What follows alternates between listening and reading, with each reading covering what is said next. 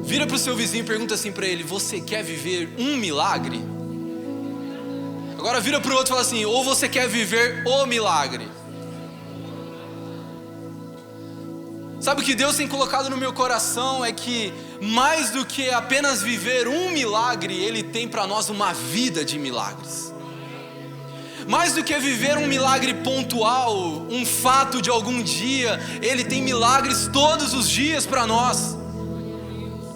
Sabe, talvez você ouve isso e talvez você viu lá vivendo um milagre e você pensou assim: meu Deus, mas tá tudo bem na minha saúde, ou meu casamento tá tudo legal, minha relação com meus filhos tá ok. Mas milagre não é só isso. Milagres são portas que Deus abre para você. Milagres são portas que Deus abre onde não existia. São oportunidades que são criadas para favorecer você onde não existia. Sabe, nós devemos desejar viver milagres. E posso te falar uma coisa? Deus tem milagres para você. Deus tem uma vida de milagres para você. Talvez aquilo que você tanto sonha que vai para acontecer em 2024, um milagre tão esperado, Deus tem para fazer na sua vida. Sabe, nós precisamos entender isso. Milagre não é a condição apenas de alguém que está necessitado. Milagre é algo que Deus faz para promover seus filhos também. Talvez você pense assim: Gabriel, eu não quero apenas viver um milagre na minha vida financeira e ter uma dívida que eu tenho solucionada. Eu quero viver o milagre da minha vida financeira, eu quero ser próspero. Deixa eu te falar uma coisa: Deus tem isso para você. Deus não tem apenas aquilo que vai apagar o fogo momentâneo. Sabe, quando nós vivemos de apagar fogueiras, Deus não tem apenas isso para você. Deus tem plenitude de vida, milagre após milagre para realizar na sua vida. Quantos creem nisso? Sabe, quando nós lemos em João, no capítulo 3, no capítulo 11, você pode abrir comigo, João 11, no versículo 3 ao 6, a Bíblia diz assim pra gente: por isso, as irmãs de Lázaro mandaram dizer a Jesus: aquele que o Senhor ama está doente. Ao receber a notícia, Jesus disse: essa doença não é para a morte. Você pode dar um glória a Deus aí? Mas para a glória de Deus, a fim de que o Filho de Deus seja glorificado por meio dela. Ora, Jesus amava Marta e a irmã dela e também Lázaro. Presta atenção nisso.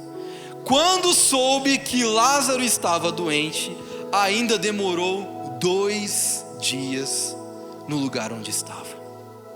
Você consegue entender e se identificar com a dor dessas mulheres? Pensa, alguém muito importante para você está doente, quase morrendo, e você lembra: olha, um cara que é muito amigo nosso é Jesus. E a gente está bem com Jesus porque minha irmã entregou um perfume caro no pé dele esses dias para trás. Vou mandar uma mensagem para Jesus, vou falar: Jesus, lembra de mim, meu irmão está doente, eu preciso da tua ajuda agora. Quantos já passaram por alguma situação assim? Deus, eu estou passando por algo e é agora. A verdade é que nós não gostamos de ser tratados com morosidade quando nós temos algo que precisa ser solucionado, não é verdade? Recentemente eu tive uma experiência que eu fui para Ribeirão Preto, eu e meu pai. Meu pai foi dirigindo o carro dele na frente, eu fui dirigindo o meu carro atrás. E nós íamos para Ribeirão porque eu ia vender o meu carro. E aparentemente estava tudo certo. Quando eu cheguei lá para o carro ser vendido, apresentou um problema na negociação. E nós passamos a manhã e a tarde tentando resolver para que a negociação pudesse ser concluída. Mas não deu certo. Porque não é porque eu sou filho de Deus e não é porque Deus me ama que eu não vou passar por circunstâncias difíceis. Não é porque Deus me ama que não vão existir dias em que as coisas não vão sair como estavam planejadas. Não é porque Deus me ama que eu vou deixar de ter às vezes doenças me encontrando, problemas financeiros me encontrando, problemas no meu relacionamento me encontrando. Tudo isso faz parte. E não teve sensação pior do que entrar no carro. Nós optamos por deixar o meu carro lá até que solucionasse tudo. de entrar no carro e voltar para casa, sabendo que aquilo que eu estava esperando não tinha dado certo. Eu me lembro que no outro dia eu já mandei mensagem para o rapaz que tinha ficado com o meu carro, falando com ele, falou: cara, pelo amor de Deus, me ajuda a resolver. Me ajuda a resolver. E eu percebia que, obviamente, ele tinha outras coisas para lidar. E o resumo de tudo, só para você entender como Deus é bom. O problema foi resolvido e eu consegui vender o carro acima do valor que eu iria vender antes. Mas sabe, nisso tudo Deus me ensinou uma coisa. Eu tive que aprender a ser paciente. Sabe por quê? Porque a minha emergência não é a urgência de Deus. Porque aquilo que para mim precisa ser resolvido agora, não necessariamente para Deus precisa ser resolvido agora. Muitas vezes nós temos um problema e nós apresentamos perante Deus falando assim, ó, Deus, o Senhor é poderoso, eu sei que o Senhor pode fazer, mas muitas vezes não é ali naquele momento que Deus quer resolver. A gente fica bravo, meu Deus, Jesus esqueceu de mim. Mas eu preciso me lembrar disso. Não é porque é minha urgência, significa que é a urgência de Deus. Mas pode falar uma coisa? Deus nunca sai do controle de nada. Todas as coisas que acontecem, todas as coisas que eventualmente estejam acontecendo com você hoje, talvez você chegou aqui hoje com uma emergência. Talvez você vem caminhando com essa emergência já faz algum tempo e a sua pergunta para Deus é: Deus, quando vai acontecer? E Deus não está falando para você que Ele não vai resolver, Ele só está te dizendo que vai ser no tempo dEle.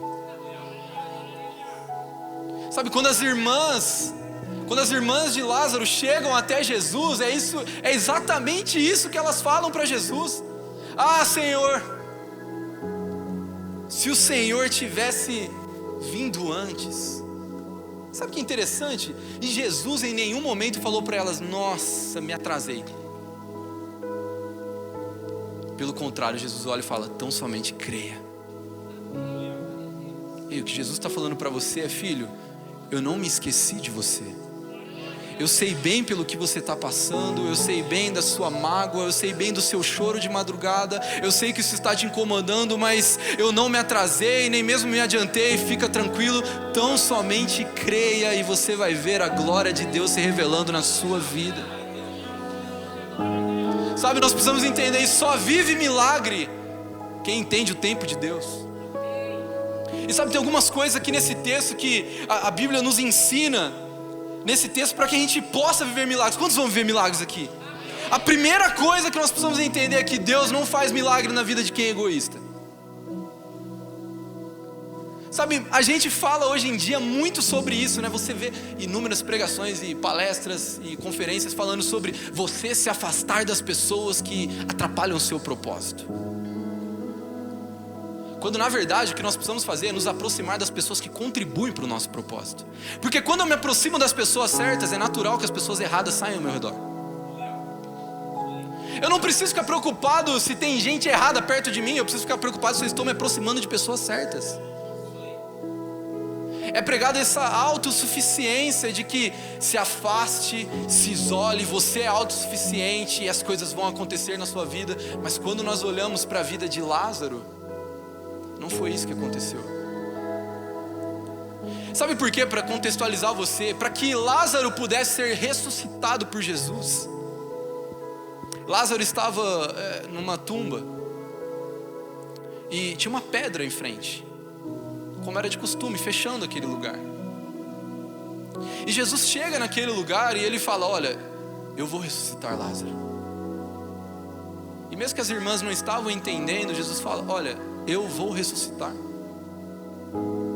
Mas antes disso, remova a pedra.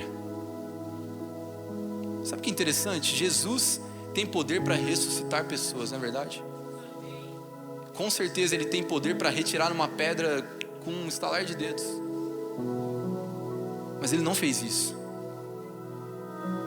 Ele deixou com que as outras pessoas, amigos de Lázaro, tirassem a pedra. E nós precisamos entender uma coisa: existem milagres que nós só vamos viver quando nós entendermos o valor que existe em viver igreja, o valor que existe em ter pessoas perto de nós. E sabe, são essas conexões que nós devemos valorizar.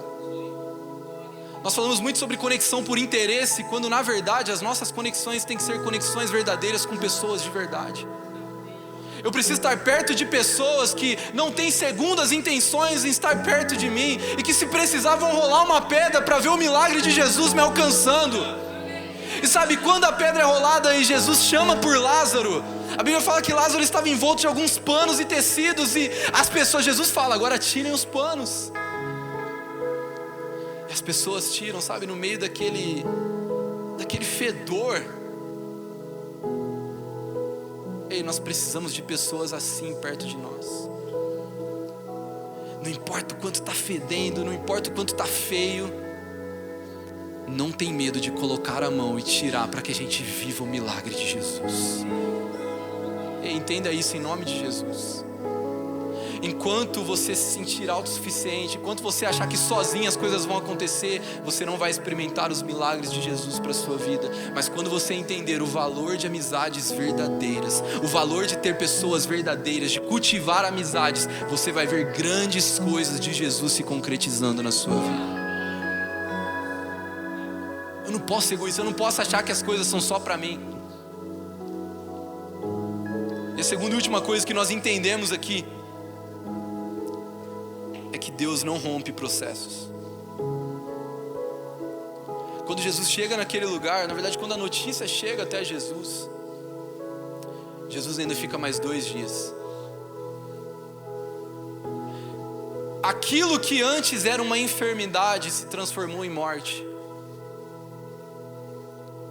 Agora pense comigo, as irmãs de Lázaro.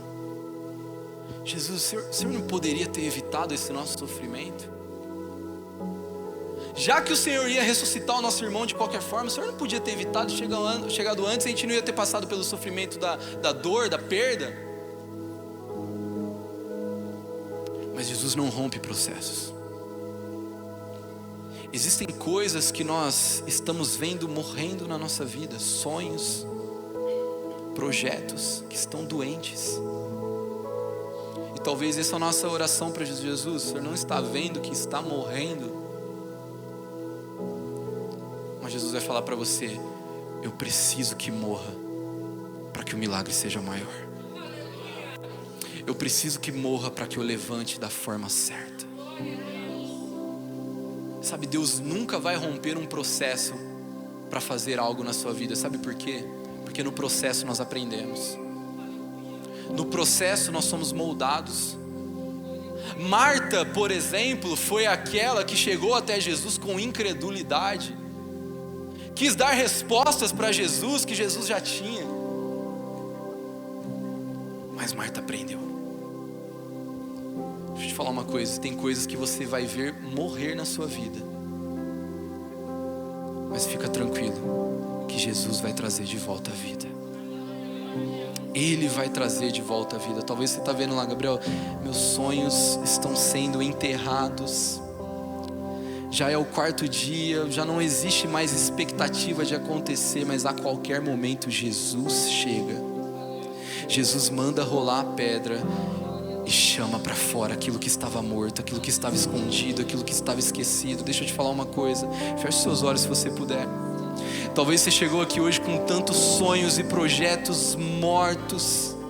Talvez para você já estava cheirando mal, você já pensava: Deus, não tem mais jeito, já é o 4º dia, não tem mais jeito disso voltar a existir, já passou o tempo. Jesus está falando para você: sou eu que determino o fim, e Ele está te dizendo essa noite: lança essa pedra, rola essa pedra, porque eu estou chamando de volta a vida.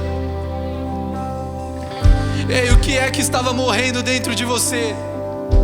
Qual projeto estava morto? Qual sonho para você já não tinha mais jeito? Jesus está dizendo: eu ainda não decretei o fim, eu ainda não cheguei, ainda não chegou o 4º dia. Quando esse dia chegar, você vai ver que aquilo que era para ser simplesmente uma cura vai se transformar num grande milagre que vai impactar centenas de pessoas, milhares de pessoas, através daquilo que eu fiz na sua vida.